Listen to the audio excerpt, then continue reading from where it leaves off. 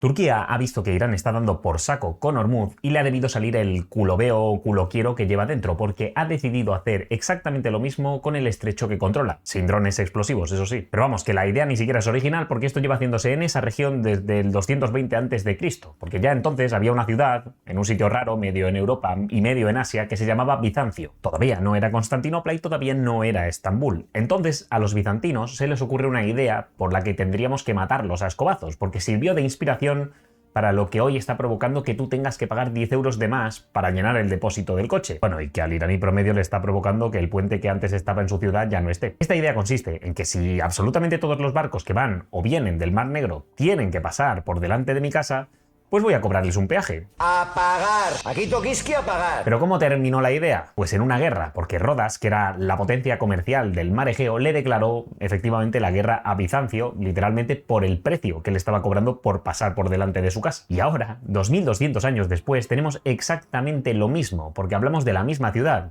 Eso sí, con otro nombre, otra bandera, otros barcos, aunque el mismo movimiento. Turquía empieza a retener mercantes que van hacia el Mar Negro. Y esto ha puesto muy nerviosos tanto a Rusia como a Ucrania, además de a todo el mercado mundial del trigo, porque habrán cambiado los imperios, pero desde luego no la geografía, y ahí sigue habiendo un estrecho que mide unos 30 kilómetros de largo, y que en su punto más estrecho mide unos 700 metros de ancho. Hoy os cuento qué ha hecho Turquía exactamente con el Bósforo, por qué lo hace ahora, cómo Ucrania se ha cargado media flota rusa sin tener prácticamente marina, y por qué un tratado firmado hace 90 años sigue decidiendo quién pasa y quién no pasa por esa puertecita en una guerra donde los drones submarinos cada vez tienen más peso. Pero antes ya sabes, deja la suscribida, compartida, me gusteada, comentada y dicho eso vamos al lío. Pero voy a empezar haciendo algo que va contra el manual de cualquier creador de contenido, que es bajaros las expectativas. Porque la idea de este vídeo nace de que el 8 de agosto leí en Bloomberg un artículo que decía que las autoridades turcas estaban restringiendo el tráfico comercial hacia el Mar Negro. Se hablaba de retrasos y autorizaciones que no salían, especialmente para barcos que iban tanto a Rusia en Novorossiysk como a otros puertos ucranianos. Al día siguiente, el 9 de agosto, fuentes oficiales turcas salieron a decir que el tránsito por el Bósforo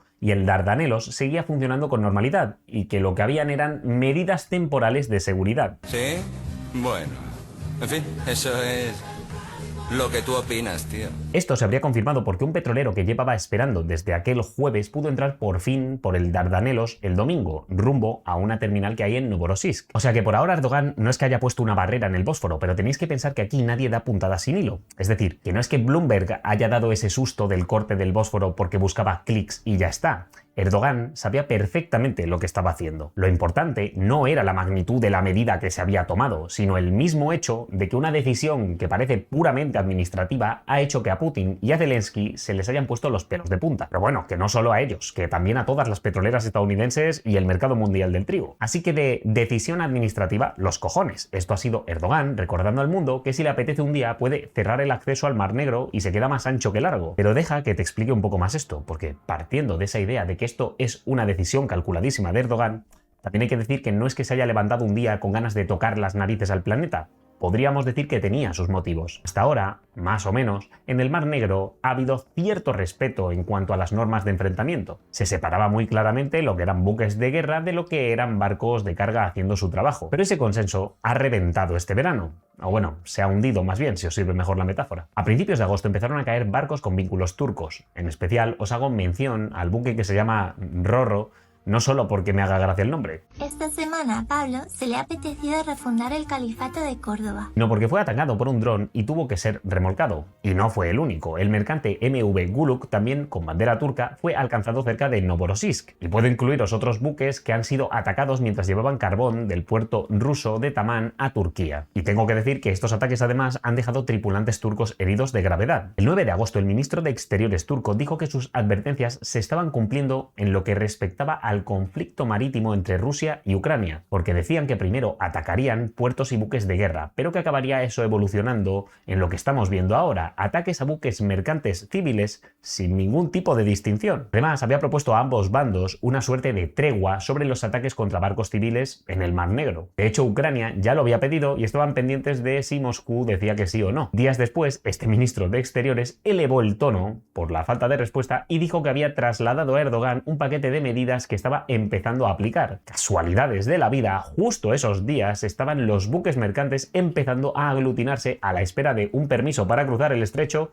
que no estaba llegando. Pero espérate, porque ahora llega el 12 de agosto y lo que te imaginabas que iba a pasar, pasó. Ucrania lanzó un ataque masivo nocturno, pero tranquilo, no contra los buques que se estaban aglutinando para cruzar el estrecho, sino contra Novorossiysk, usando drones de largo alcance, misiles y drones navales para golpear la base naval donde Rusia tiene gran parte de su flota del Mar Negro.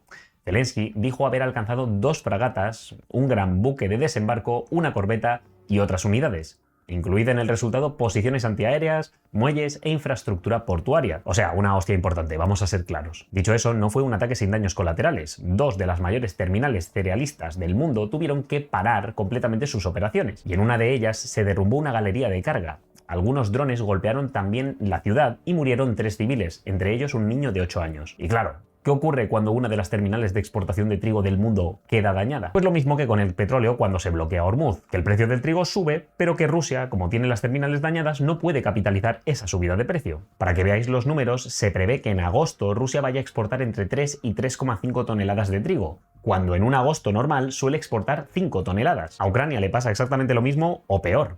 Los envíos de grano ucraniano han caído casi un 76% en las primeras semanas de agosto respecto de otros años. O sea, que los rusos venían machacando la producción logística ucraniana hasta comerles casi 3/4 partes de lo que exportaban. Y encima estaban aprovechando la subida para capitalizar mejor sus ventas. Ucrania ha respondido jodiéndoles la posibilidad de capitalizar esa subida atacando sus terminales de exportación. Porque entre Rusia y Ucrania mueven más de 1/4 parte del trigo mundial. Y ahora mismo, entre ellos mismos, se están jodiendo los muelles con los que lo exportan. Ahora viene mi parte favorita porque es donde de verdad se ve quién manda usando qué palancas, ¿vale? Novorossiysk no es solo una base naval y unos silos de trigo, también es la salida del consorcio de oleoductos del Caspio, que saca petróleo de Kazajistán al mercado. Ahí están metidas las petroleras estadounidenses Chevron y ExxonMobil.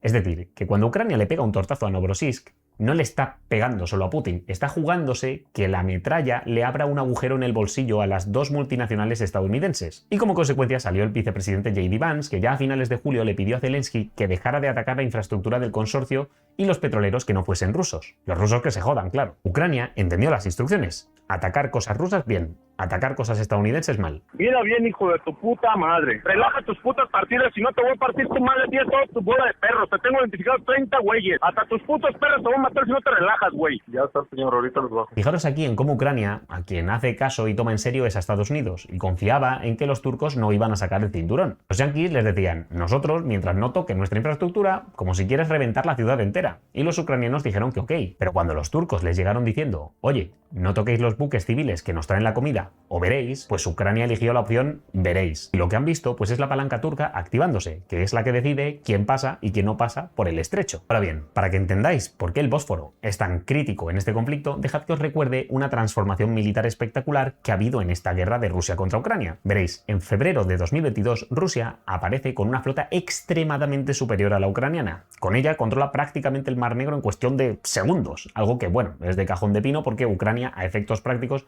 no tiene marina de guerra. Dicho eso, si tú les hubieses dicho cómo iba a estar el conflicto tras 5 años de guerra, no creo que ninguno se lo hubiese visto venir. El crucero Moskva, que es, o bueno era, el buque insignia de la flota, está en el fondo del mar. Sebastopol ha sido atacada tantas veces que Rusia ha tenido que alejar gran parte de la flota a Novorossiysk, es decir, 400 kilómetros más al este. Ucrania ha desarrollado drones navales que cuestan la fracción de lo que cuesta un barco ruso que hunden. Y ahora resulta que ni siquiera Novorossiysk es un refugio seguro porque le están zurrando también. Ucrania ha hecho que Rusia empiece a ver que su flota se parece más a un campo de tiro ucraniano que a una flota en sí. Dicho eso, tengamos en cuenta que esto depende de varias cosas. Por ejemplo, que Ucrania siga siendo apoyada por la Unión Europea y Estados Unidos y de que se mantenga más innovadora que Rusia a la hora de darle la vuelta a la guerra asimétrica, que en un principio parecía que iba a favorecer a los rusos. Y dirás, bueno, pero ¿por qué Turquía tiene tanta relevancia en todo esto si las hostias se están dando dentro del Mar Negro? No necesitan irse al Mediterráneo, ¿no? A ver, para empezar, eso no sería cierto del todo porque cuando la invasión empezó en febrero de 2022, Turquía aplicó el artículo 19 de la Convención de Montreux y cerró el paso del estrecho a los buques de guerra de ambos bandos, algo que obviamente perjudicaba más a Rusia que a Ucrania. Y esto no es relevante para el caso, pero el artículo tiene además una excepción que consiste en que pueden pasar buques buques que tengan su base en el Mar Negro y que estuviesen fuera antes de ese cierre. Es decir, que Rusia no ha podido meter grandes buques nuevos desde el Mediterráneo para reemplazar lo que Ucrania le iba destruyendo. Los astilleros del Báltico y del norte podrían fabricar la flota entera de nuevo, pero es irrelevante porque no hay manera de llevarla al Mar Negro. Es decir, que aquí Turquía está beneficiando a Ucrania porque no dejan que Rusia reponga la flota que le está reventando. Esto no es sino una prueba más de la importancia que tiene el control de este estrecho y que se ha ido repitiendo a lo largo de la historia de una manera casi cómica. Ya os he contado que en el 220 a.C. Bizancio aprovechó su control para cobrar un peaje que acabó cabreando mucho a los de Rodas, que le declaró la guerra. Pero os puedo hablar también de tantos otros que han sacado buen provecho de este paso, como los otomanos, por ejemplo, que tomaron Constantinopla en 1453 y convirtieron los estrechos en un pilar de su poder. El Mar Negro pasó a ser algo así como un lago para los otomanos. Bueno, al menos hasta que llega el Imperio ruso y empieza a empujarles, porque en 1774 firmaron un tratado con el que Rusia, en cierto sentido, les arrancó el derecho de navegación comercial. Ese fue el principio del fin de su monopolio. Después, en 1841, empezó a nacer la idea de bloquear el paso a buques militares en periodo de guerra. Es decir, que ya entonces Rusia y Reino Unido estaban discutiendo la creación del artículo 19 que ahora usa Turquía para dejar a los rusos sin reponer flota. En 1914, el Imperio Otomano cerró los Dardanelos, que es el extremo mediterráneo de la ruta, vamos a decir, y se lo cierra precisamente a buques británicos, franceses y rusos. Cuando la puerta no se abre por las buenas, pues se abre por las malas, o eso es lo que al menos pensó alguien en Londres. Alguien que se llamaba, por cierto, Winston Churchill. El resultado de esa idea ya lo conocéis, se llama Galípoli y empezó con un desembarco desastroso y una campaña que acabó con más de 500.000 de muertos entre ambos bandos. Básicamente los británicos se tiraron media guerra mundial luchando para abrir el estrecho.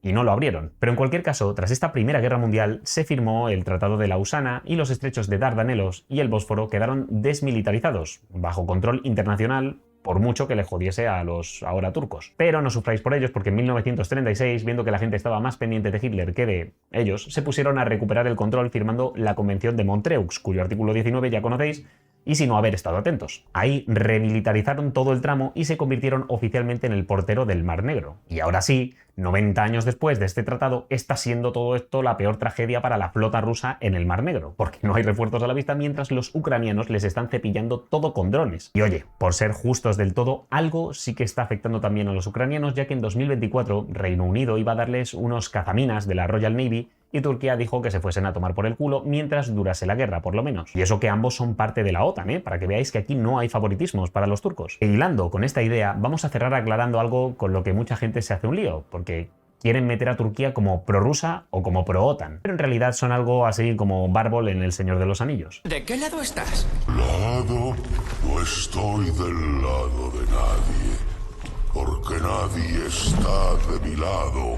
Turquía ha vendido armamento a Ucrania, pero no se ha unido a las sanciones económicas occidentales contra Rusia. Ha seguido comerciando con Moscú sin más, pero al mismo tiempo tampoco ha permitido a Putin meter su flota en el Mar Negro y tampoco a Ucrania recibir los barcos de sus aliados. ¿Os parece contradictorio? Os dejo pensándolo, pero también os aclaro que hay gente que cree que no, que precisamente es muy coherente para los intereses turcos. Turquía lo que quiere es que la seguridad del Mar Negro la administren únicamente los países de la zona con ella al frente. De hecho, está en una especie de alianza particular con Rumanía y Bulgaria y llevan a cabo operaciones de desminado conjuntamente. Los turcos, por mucho que estén en la OTAN, no quieren que les monten una flota conjunta gigantesca en el Mar Negro. Prefieren ser ellos los que lo controlen y por eso es muy estricta a la hora de aplicar el artículo 19. Es decir, que Turquía hace lo que hace con el estrecho porque igual que no quiere que se convierta en un lago ruso, tampoco quiere que sea un lago de la OTAN. Quiere ser ella la principal potencia de la zona por el control tan particular que tiene. Y por eso saca la palanca ahora, para recordarles a todos que el control no se ejerce solo bloqueando buques, se ejerce diciendo, uy, me parece que vuestros buques mercantes se van a quedar aquí esperando un par de días porque le voy a dar vacaciones a los funcionarios que aprueban los pases.